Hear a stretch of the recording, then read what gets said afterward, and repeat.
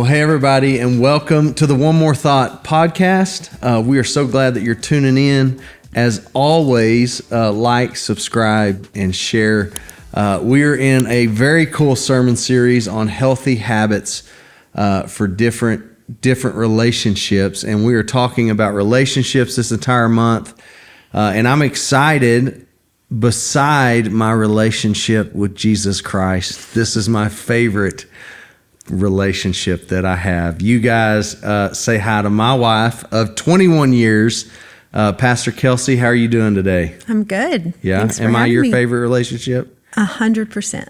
Even more than Christ? Well, no. Okay. I mean, yes. Okay. Thank You have to say that. choice. So yes, Christ is number one. Yeah. So, Hey, today we're talking about healthy habits of marriage. And there are so many. We actually started talking about it, and we were like, we want to maybe touch on some that have not been talked about. There are some habits that I wanted to talk about, and Kelsey said absolutely not in a church environment, even though it is biblical.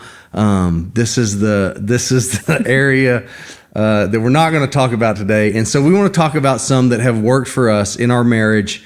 Now we have 4 kids, and it is to me, it feels like a constant, I don't want to say battle, but just a constant level of intentionality to keep our marriage as a priority. What would you say about that? I would agree with that. Yeah. I think it does take a lot of intentionality. Yeah. Whether you have no kids or 4 kids or 8 kids. Yeah. If it's our number one relationship under Christ, then we need to make it a priority. Yeah. And in that takes intentionality. Yes. For sure. It is amazing if we're not intentional with it, how quick our time gets swallowed up in the season that we're Absolutely. in. We got 4 kids, we're leading the church, and it's a lot. So the first habit we actually want to talk to you guys about is simply that, is the habit of good time management in our marriage. We are in a season where our calendars pretty much run our lives. And if it is not on our calendar, then we normally miss it. We normally don't show up for it. It's just a tool that we've used. And so we want to talk about the time management aspect of it for marriage, like throughout the week, throughout the month. But we also want to talk about intentional time away with each other and also by ourselves. These are habits that we formed that have been really healthy for our marriage. And so I'm going to let Kelsey talk. She is the queen of the calendar. I have a calendar that she sends stuff to. It gets put on there. I don't even know what's on it until I look that morning, but she is so good at organizing our lives. And so talk about just kind of the calendar that you use, what's worked for you, what I need to know, what you need to know, and kind of those things. Yeah, I just think it's really important, and that's a way we can prioritize our time for each other and then also for our kids and our family. So I've always been a paper calendar girl till about 2 years ago, and I realized I don't always have my paper calendar with me. So I went to Google Calendar on my phone. It's always with me. So all of our family events are on that, and I invite you to those so you see what I'm seeing. So it's not a shock every day when you say, what do we have? And I say 4 volleyball games, and you pass out.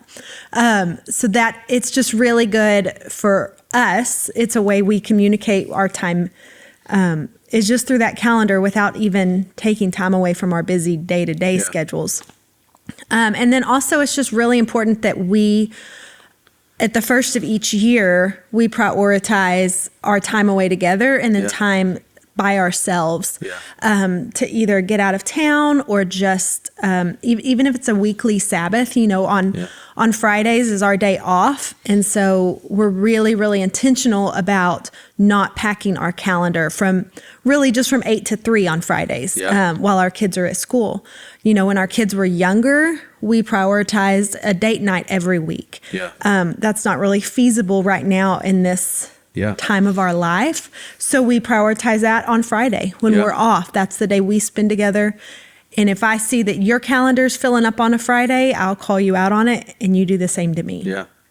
And I think that's so wise. Some of you are going, man, it just doesn't feel romantic. We just want to live this life of being spontaneous in our marriage. Well, that doesn't work for us. There's just too much going on. And so like she said, most Fridays we spend the day together.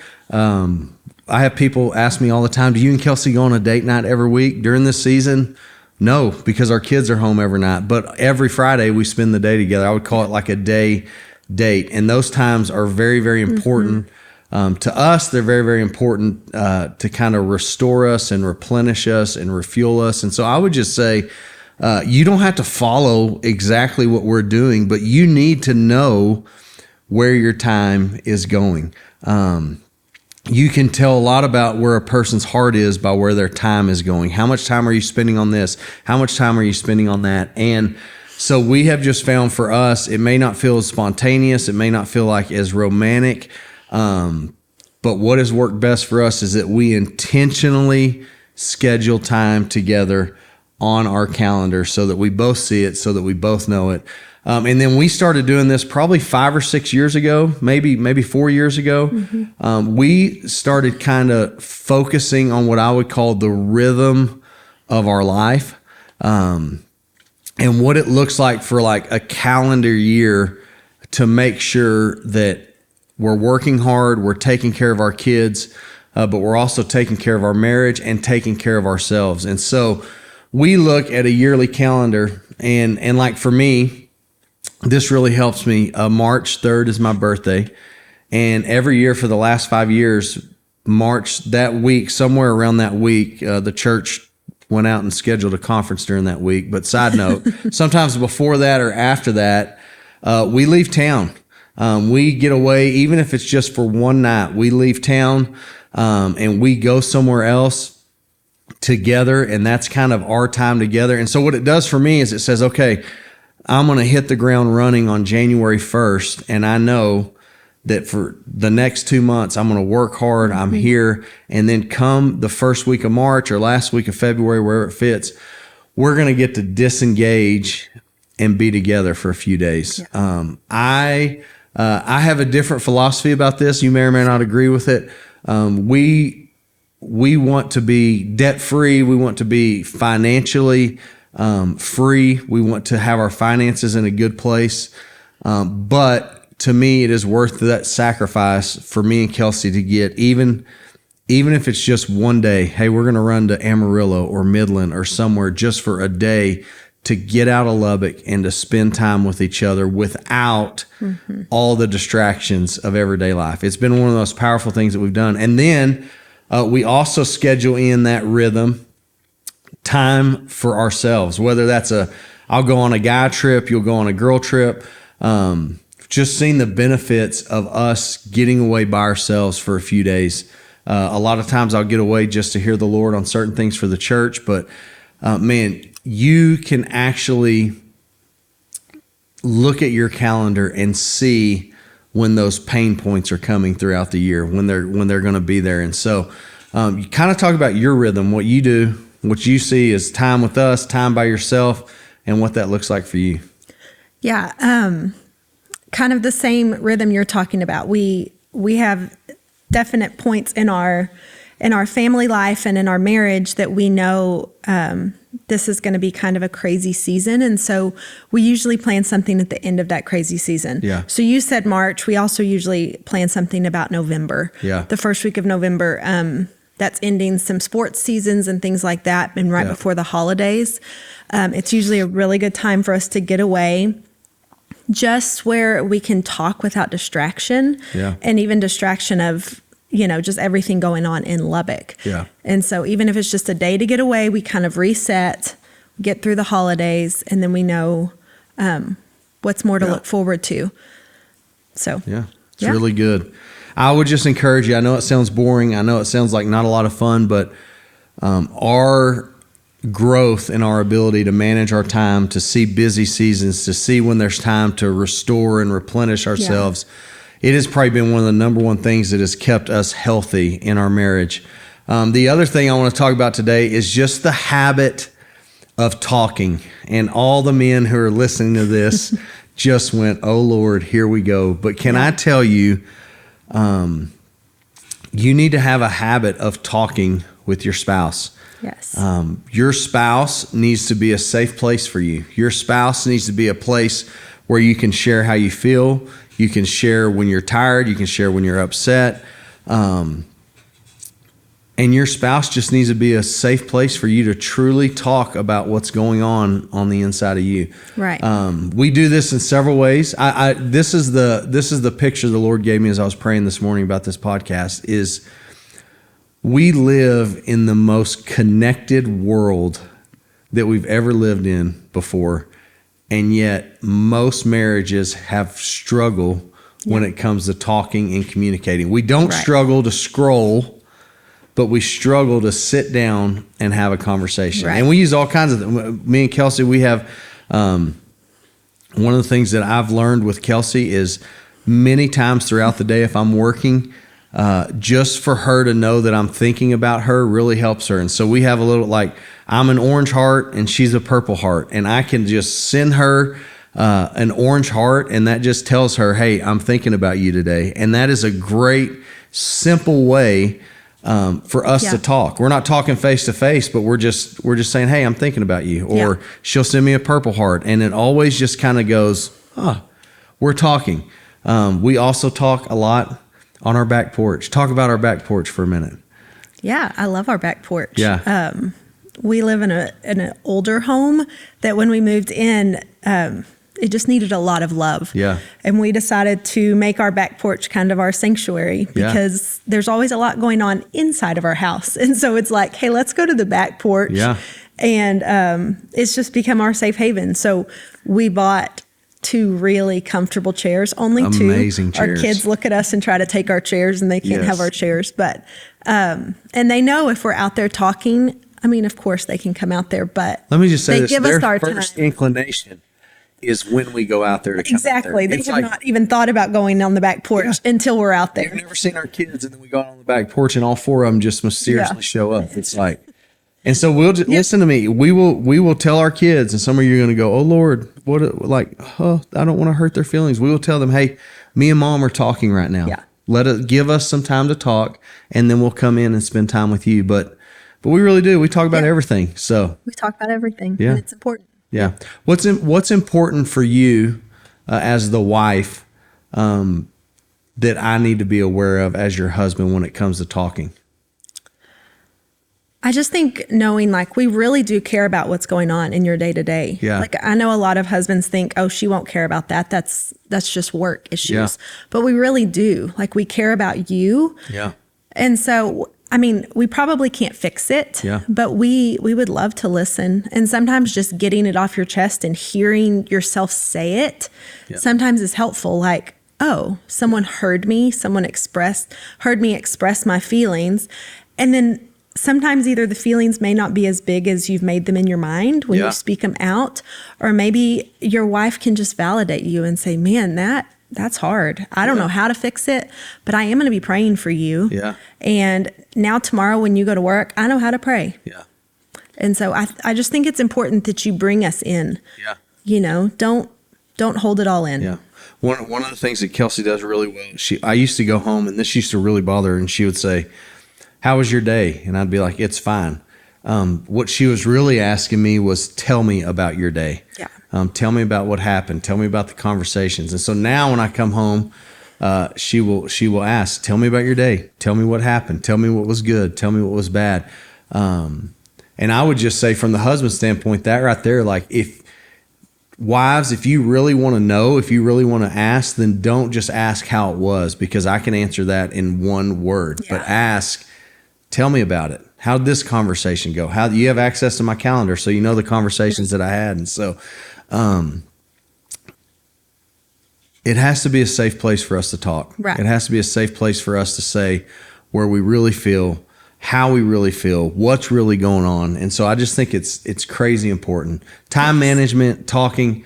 The last one I want to talk about for just a few minutes because we're almost done. But I think if you are married, there needs to be a healthy habit of touching.